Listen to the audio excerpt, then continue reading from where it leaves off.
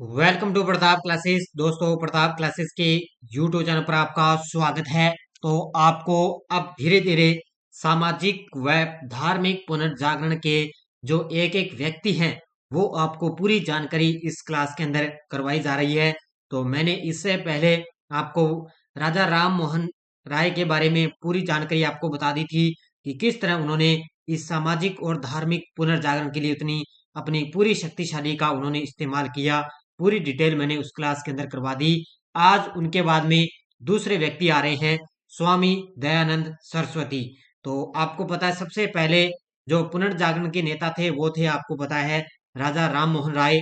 उसके बाद में उन्होंने सौंपा, फिर आए थे देवेंद्र नाथ टैगोर, फिर केशव चंद्र सेन। तो ये धीरे धीरे आए। उसके बाद में ये कारोबार संभाला था स्वामी दयानंद सरस्वती ने।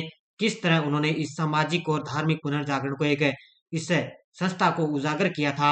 अब अपने पढ़ते हैं स्वामी दयानंद सरस्वती के बारे में। और ये क्लास आपको पता है, जो साथी रीट की तैयारी कर रहा है, फर्स्ट ग्रेड, सेकंड ग्रेड, कोई भी एग्जाम हो, यहाँ से क्वेश्चन एक आधा एग्जाम के अंदर टपकता ही जरूर है। तो सारे साथी एक बार वीडियो को लाइक शेयर करेंगे, क्योंकि एक ही क्लास के अंदर पूरा निचोड़ आपको यहाँ पर मिलेगा। देखिए, आज अपने बात करते हैं स्वामी दयानंद सरस्वती। 1824 और 1883 के बीच में इनका समय रहा। तो जन्म की तारीख और समय 12 फरवरी 1824, टंकारा गुजरात के अंदर इनका जन्म हुआ था।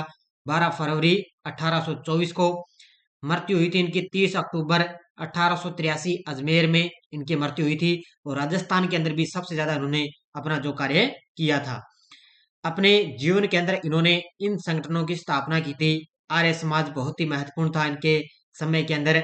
और सिंगापुर मध्य आर्य समाज, तो ये दो समाज की उन्होंने स्थापना की। और किस किस से ये प्रभावित थे? ये पतंजलि, कपिल और पाणिनि से ये प्रभावित थे। इनके माता पिता का नाम करसन जी लालजी तिवारी और यशोदाबाई इनके माता पिता के नाम थे। तो इनकी माता थी यशोदाबाई और इनके पिता का नाम था करसन जी लालजी तिवारी। और इनके गुरु या शिक्षक कौन थे? विरजानंद दंडीस। ये आपके लिए बहुत ही महत्वपूर्ण है, पूछा जा सकता है एग्जाम के अंदर कि गुरु या शिक्षक इनके कौन थे? विरजानंद दंडीस। यह थी उनका जीवन परिचय, मैंने आपको बता दिया। अब अपने देखते हैं कि इन्होंने अपने जीवन के अंदर कौन कौन से जो कार्य बड़े शानदार तरीके से इन्होंने किए थे। तो उसके बाद में देखो, उत्तरी भारत में हिंदू धर्म और समाज में सुधार का काम आर्य समाज ने किया। और आर्य समाज की स्थापना स्वामी दयानंद सरस्वती ने 1875 में बंबई में इन्होंने स्थापना की। उसके बाद में 1877 के अंदर समाज का मुख्यालय लाहौर में स्थापित किया गया था। अब उससे पहले मैंने करवाया था राजा राम मोहन राय, उन्होंने की थी हिंदू धर्म और समाज में सुधार का काम करने के लिए ब्रह्म समाज की उन्होंने स्थापना की। लेकिन जो स्वामी दयानंद सरस्वती आए, उन्होंने इस समाज में सुधार का कार्य करने के लिए उन्होंने आर्य समाज की स्थापना 1875 के अंदर की थी। तो याद रखना कहाँ पर है? मुंबई के अंदर। और उसके बाद में 1877 के अंदर इन्होंने अपने समाज का जो मुख्यालय है वो लाहौर के अंदर स्थापित किया था। इनका जन्म 1824 में काठियावाड़ गुजरात में मोरवी राज्य के टंकारा में एक ब्राह्मण परिवार थे, अम्ब शंकर माता यशोदाबाई के अंदर इनका जन्म हुआ था। याद रखना, ये मैंने आपको करवा दिया। इनके बचपन का नाम मूल शंकर था, ये आपको याद रखना है, पूछा जा सकता है इनके बचपन का नाम क्या था? मूल शंकर। और ये 24 वर्ष की आयु के अंदर मूल शंकर ने दंडी स्वामी पूर्णानंद से सन्यास की दीक्षा ली, जिन्होंने मूल शंकर को दयानंद सरस्वती नाम दिया था। अब ये लाइन आपके लिए बड़ी शानदार है, एग्जाम के अंदर पूछा जा सकता है कि स्वामी दयानंद सरस्वती को उनका जो मूल नाम था मूल शंकर, वो स्वामी दयानंद सरस्वती उन्होंने किसने उनको ये नाम दिया था? तो पूछा जा सकता है उनका नाम है दंडी स्वामी पूर्णानंद ने इनको ये नाम दिया था। पहला इनका नाम था मूल शंकर, लेकिन इन्होंने जब इन्होंने इससे दीक्षा ली तब इन्होंने इनका नाम दयानंद स्वामी दयानंद सरस्वती कर दिया था। बौद्धिक जिज्ञासा वे 21 वर्ष की आयु में घर से निकल गए और अगले 15 वर्षों तक देश के कोने कोने में घूमते थे। यानी कि देखो, छोटी सी आयु 21 वर्ष की आयु में घर से निकल गए और अगले 15 वर्षों तक पूरे देश के अंदर ये घूमते रहे। 1860 में मथुरा में उनके एक अंधे स्वामी विरजानंद से भेंट हुई और वे उनसे प्रभावित होकर उनके शिष्य बन गए थे। देखो, 1860 की बात आती है जब ये मथुरा उत्तर प्रदेश में है और वहां पर उन्होंने एक अंधे स्वामी था जिनका नाम है विरजानंद, और इनसे भेंट हुई और इनसे प्रभावित होकर इनके शिष्य भी बन गए थे। 1867-68 में दयानंद ने एकांकी संन्यास एवं आध्यात्मिक खोज का जीवन समाप्त कर दिया और सक्रिय धर्म सुधारक और समाज सुधारक भी बन गए थे। 1868 की बात आती है ना, जब इन्होंने क्या किया, भी संन्यास और आध्यात्मिक जो खोज का जीवन है वो समाप्त कर दिया और एक धर्म सुधारक और समाज सुधारक ये बन गए थे। फिर वे 1873 में कलकत्ता गए। वहां पर उन्होंने बंगाल की कुछ प्रमुख सुधारकों जैसे केशव चंद्र सेन मैंने करवाया था, ईश्वर चंद्र विद्यासागर, इनसे भेंट की थी उन्होंने। इस संपर्क का उनके भावी कार्यक्रम के लिए लाभकारी परिणाम हुआ था। और जो पहले मैंने करवाया था राजा राम मोहन राय, सबसे पहले उन्होंने सरकार जो इसकी शुरुआत की थी ना पुनर्जागरण की हिंदू धर्म में समाज सुधारक के लिए, तो उन्होंने बंगाल से शुरुआत की थी। और वहां पर ये फिर जो स्वामी दयानंद सरस्वती है ये गए थे बंगाल के अंदर कलकत्ता में, वहां पर केशव चंद्र सेन और ईश्वर चंद्र विद्यासागर से मिले। कब मिले थे? 1873 की बात है ये। ब्रह्म समाज से ही प्रभावित होकर उन्होंने वैदिक धर्म के प्रसार के लिए एक समाज संगठित करने का निर्णय लिया था। देखो ब्रह्म समाज चलाया था किसने? स्वामी दयानंद सरस्वती ने, इसने सॉरी राजा राम मोहन राय ने ब्रह्म समाज की स्थापना की और इन्होंने की थी आर्य समाज की स्थापना। केशव चंद्र सेन की सलाह से उन्होंने अपने विचारों को संस्कृत के बदले उत्तर भारत की लोकप्रिय भाषा हिंदी में व्यक्त करने का निर्णय लिया था। देखो केशव चंद्र सेन की सलाह उन्होंने ली थी। उन्होंने ये कहा कि अपने जो संस्कृत भाषा है ना उसको बदलकर उत्तर भारत में जो लोकप्रिय भाषा है हिंदी, वहां पर हिंदी व्यक्त करने का निर्णय लिया था। उनसे भेंट की थी ना कलकत्ता के अंदर। अब आपको एक पॉइंट याद रखना है, स्वामी दयानंद द्वारा लिखी गई पुस्तकें, इनकी पुस्तकें याद रखनी है। सबसे एग्जाम के अंदर पूछी जाती है सत्यार्थ प्रकाश, ये इनकी महत्वपूर्ण पुस्तक थी। इसके अलावा पाखंड खंडन है, वेद भाष्य भूमिका है, ऋग्वेद भाष्य है, अद्वैत मत की खंडन है, पंच महायज्ञ विधि, वल्लभाचार्य मत खंडन और गो करुणा निधि। तो ये 8 पुस्तकें इनके द्वारा लिखी गई थी। आपसे इनमें प्रमुख पूछे तो वो है सत्यार्थ प्रकाश, और जो राजा राम मोहन राय में मैंने आपको बताई थी वो थी संवाद कौमुदी। कौन सी? संवाद कौमुदी, इनकी जो पत्रिका थी वो उनके लिए महत्वपूर्ण थी।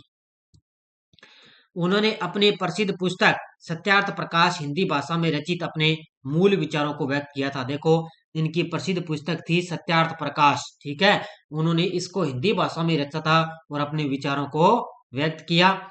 इस ग्रंथ की रचना उन्होंने उदयपुर में की थी। देखो राजस्थान में बहुत बड़ा योगदान था इनका।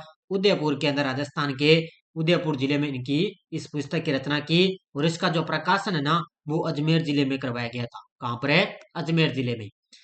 स्वामी दयानंद सरस्वती का ये विश्वास था कि स्वार्थी एवं अज्ञानी पुरोहितों ने पुराणों जैसे ग्रंथों के सहारे हिंदू धर्म को भ्रष्ट किया है और उन्हीं के अनुसार वेद ही हिंदू धर्म का वास्तविक आधार है। इसलिए उन्होंने नारा दिया वेदों की ओर लौटो। ये किसका नारा है? उन्होंने नारा दिया था कि वेदों की ओर है लौटो, क्योंकि वेद में ऐसा आपको पता है 4 वेद थे ना, ऋग्वेद, यजुर्वेद, अथर्ववेद और सामवेद, 4 वेद थे। और ये चारों वेदों के अंदर आपको पता है वेदों में ही पुराणों जैसी ग्रंथों का इसमें क्या है पूरा ज्ञान इसके अंदर दिया हुआ था। अभी इन्होंने इसके अंदर ये कहा था कि वेदों की ओर लौटो। हिंदू रूढ़िवादिता का विरोध करते हुए उन्होंने मूर्ति पूजा, बहुदेववाद, अवतारवाद, पशु बलि और श्राद्ध और झूठे कर्मकांडों और अंधविश्वासों का विरोध किया था। यानी कि जो व्यक्ति, जो लोग है ना, जो हिंदू रूढ़िवादिता का विरोध करते थे, उन्होंने क्या किया कि मूर्ति पूजा, पशु बलि, श्रद्धा और झूठ जो कर्मकांड करने वाले लोग थे उनका विरोध किया था इन्होंने।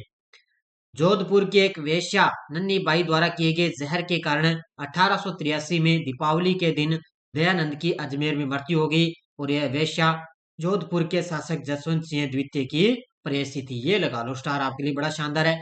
क्योंकि पूछा जा सकता है कि जहर किसकी, किस शहर से एक वेश्या थी। ध्यान रखना जोधपुर की एक वेश्या थी नन्ही बाई, इनके द्वारा उनको जहर दे दिया गया 1883 के अंदर। अजमेर में इनकी मृत्यु होगी। और ये जोधपुर के शासक है जसवंत सिंह द्वितीय की ये प्रेयसी थी। ध्यान रखना कौन है? नन्ही बाई। नन्ही बाई ने राजकीय रसोइये जगन्नाथ गौड़ मिस्र की मदद से दयानंद सरस्वती को जहर दिया था। ये देखो पूछा जा सकता है किसकी मदद से उन्होंने इनको जहर दिया, तो नन्ही बाई ने एक राजकीय रसोइया था जिसका नाम है जगन्नाथ गौड़, और इस मिस्र की मदद से उन्होंने इनको जहर दिया था।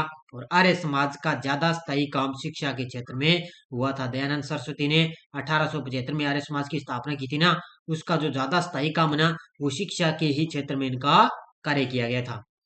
1886 में, अब देखो 1883 में तो इनका निधन हो गया।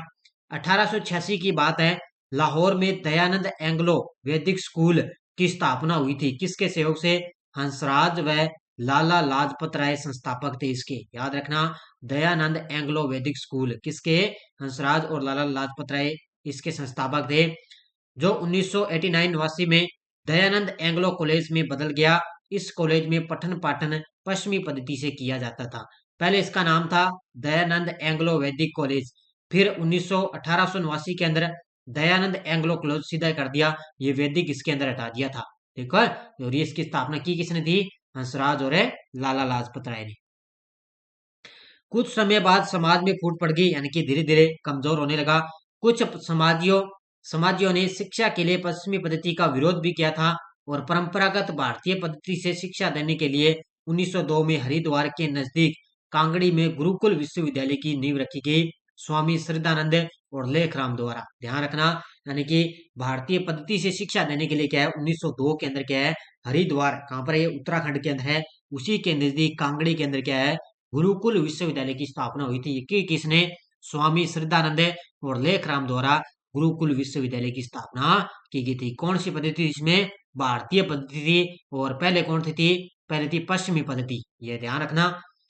डीएवी या गुरुकुल कांगड़ी दोनों ही पद्धतियों के संस्थानों में भारतीय संस्कृति की उपलब्धियों को उजागर करने और विद्यार्थियों के मन में आत्म गौरव और आत्म सम्मान भरने का प्रयास किया गया था। यानी कि इस पद्धति से क्या है, विद्यार्थियों के मन में आत्म गौरव और आत्म सम्मान भरने का प्रयास किया गया था। हिंदी भाषा के विकास की दिशा में भी आर्य समाज की भूमिका उल्लेखनीय है और समाज की स्थापना के कुछ दिन बाद उसके उनके सिद्धांतों का प्रचार हिंदी भाषा में होने लगा था। आपको पता है, हिंदी भाषा के विकास की दिशा में आर्य समाज की बहुत बड़ी एक भूमिका थी और उन्होंने भी हिंदी भाषा में उनका प्रचार होने लगा था। स्वामी दयानंद सरस्वती ने कभी विदेशी शासन का खुलकर विरोध नहीं किया था, फिर भी वे विदेशी शासन के पक्ष में कतई नहीं थे। ये लाइन सीधी की सीधी, अब की बार जो फर्स्ट ग्रेड का एग्जाम हुआ था ना, ये लाइन सीधी आई थी कि ऐसा किसने कहा कि कभी विदेशी शासन का खुलकर जिन्होंने विरोध नहीं किया, फिर भी वे विदेशी शासन के पक्ष में कतई नहीं थे, ये याद रखना है। उसके बाद में देखो, सत्यार्थ प्रकाश के 1883 के प्रमाणिक संस्करण में उन्होंने लिखा कि कोई कितना भी कहे परंतु स्वदेशी राज्य सर्वोपरि होता है। उन्होंने कहा कि स्वदेशी राज्य चाहे जितना अच्छा हो लेकिन वह सुखदायी नहीं हो सकता था। सॉरी, वो लाइन नहीं आई थी, ये लाइन आई थी फर्स्ट ग्रेड के अंदर, ध्यान रखना। उन्होंने ये पूछा था कि ऐसा किसने कहा कि विदेशी राज्य चाहे जितना अच्छा हो लेकिन वह सुखदायी नहीं हो सकता। ये सीधी की सारी अब की बार लाइन आई थी फर्स्ट ग्रेड के अंदर है और ये कथन पूछा गया था, अभी किसका कथन है? तो स्वामी दयानंद सरस्वती का, याद रखना इसको। अब की बार हो सकता है ये आ जाए कि ऐसा किसने लिखा कि कोई कितना ही कहे परंतु स्वदेशी राज्य सर्वोपरि होता है। तो ध्यान रखना, सत्यार्थ प्रकाश इनका ग्रंथ था, 1883 में उन्होंने इसके अंदर ये बात लिखी थी। स्वामी दयानंद को हिंदू लूथर भी कहा जाता है। 1882 में आर्य समाज ने गोरक्षणी सभा की स्थापना की थी। आर्य समाज ने गोरक्षणी सभा की स्थापना की 1882 के अंदर। और दयानंद सरस्वती को क्या कहा जाता है? हिंदू लूथर कहा जाता है। एनी बेसेंट के अनुसार वे प्रथम भारतीय थे जिन्होंने कहा था कि भारत भारतवासियों के लिए है। याद रखना, एनी बेसेंट के अनुसार वे प्रथम भारतीय थे जिन्होंने कहा था कि भारत भारतवासियों के लिए है। ज्यादातर क्या है, जो ये कथन देते हैं ना, कथन कहे जाते हैं, वो एग्जाम के अंदर पूछे जाते हैं। वैलेंटाइन चिरोल ने अपनी पुस्तक इंडियन अनरेस्ट में आर्य समाज को भारतीय अशांति की जनक कहा था। वैलेंटाइन चिरोल ने अपनी पुस्तक थी इंडियन अनरेस्ट, ध्यान रखना पुस्तक ही पूछी जा सकती है भी, इंडियन अनरेस्ट किसकी पुस्तक है? तो वैलेंटाइन चिरोल की, और इसके अंदर आर्य समाज को भारतीय अशांति की जनक कहा था। दयानंद ने 4 स्व की अवधारणा दी, स्वराज्य, स्वधर्म, स्वदेशी और स्वभाषा, ये 4 स्व की धारणा की। स्वराज्य शब्द का सर्वप्रथम प्रयोग दयानंद सरस्वती ने ही किया था। जो स्वराज्य शब्द है ना, उसका प्रयोग सर्वप्रथम स्वामी दयानंद सरस्वती ने ही किया था। आर्य समाज ने लड़कों के लिए 25 वर्ष और लड़कियों के लिए 16 वर्ष विवाह की न्यूनतम आयु निर्धारित की थी। आपको पता है जो ब्रह्म समाज था ना, उसके अंदर कितनी थी? उसके अंदर थी, जो केशव चंद्र सेन उस समय थी, वहां पर ध्यान रखना, उन्होंने लड़की की आयु 14 वर्ष मानी थी और वहां पर लड़के की आयु 18 वर्ष मानी थी। और यहाँ पर देखो, इन्होंने आर्य समाज में देखो 25 वर्ष कर दी लड़कियों की आयु, लड़कों की, और लड़कियों की 16 वर्ष विवाह के लिए निर्धारित की थी। तीर्थ यात्रा व्यर्थ है और अंधविश्वास दर्शाती है, ये कथन किसका है? स्वामी दयानंद सरस्वती का। अब सीधी सीधी लाइन में कथन आ सकता है कि तीर्थ यात्रा व्यर्थ है और अंधविश्वास दर्शाती है। ये देखो कितना शानदार लाइन आपके लिए। और इनका मुख्य नारा वैदिक युग में लौटने चलने का था, मगर 19वीं 20वीं शताब्दी में वैदिक जीवन में वापसी का संदेश तर्क संगत नहीं था। दूसरे वेदों के भ्रमातीत होने और उनमें पूर्ण विश्वास का उपदेश मानव विवेक के विरुद्ध था। उन्होंने ये सबसे बात कही थी कि वेदों की ओर लौटो, उन्होंने नारा दिया था। तीसरा, उनके द्वारा चलाया गया था शुद्धि आंदोलन। शुद्धि आंदोलन भी इन्होंने चलाया। दूसरे धर्म में दीक्षित हो चुके हिंदुओं को पुनः हिंदू धर्म में शामिल करना, यानी कि जो लोग हिंदू थे ना, वो दूसरे धर्म में चले गए थे, लेकिन उनको पुनः हिंदू धर्म में शामिल करना, तब उन्होंने शुद्धि आंदोलन चलाया। और धार्मिक रूप से कट्टर समुदाय में बदल रहा था, और इन सभी कारणों की वजह से आर्य समाज का दायरा सीमित हो गया था। और सभी इनके धार्मिक रूप से जो कट्टर समुदाय में बदल रहा था, सभी समाज बदल गया, और इसकी वजह से जो आर्य समाज का जो दायरा है ना, वो ज्यादा तक नहीं फैल सका, वो वहीं वहीं पर सीमित हो गया था। तो ये आज की बात थी अपनी स्वामी दयानंद सरस्वती की, क्योंकि एक एक व्यक्ति के बारे में अपने बढ़िया तरीके से अध्ययन करते रहेंगे, तो अपने बढ़िया तरीके से इनका अध्ययन किया। जो मैंने आपको यहाँ पे करवा दिया, वो एग्जाम के अंदर इससे बाहर आपका जाएगा नहीं। ये अपना टेलीग्राम ग्रुप है।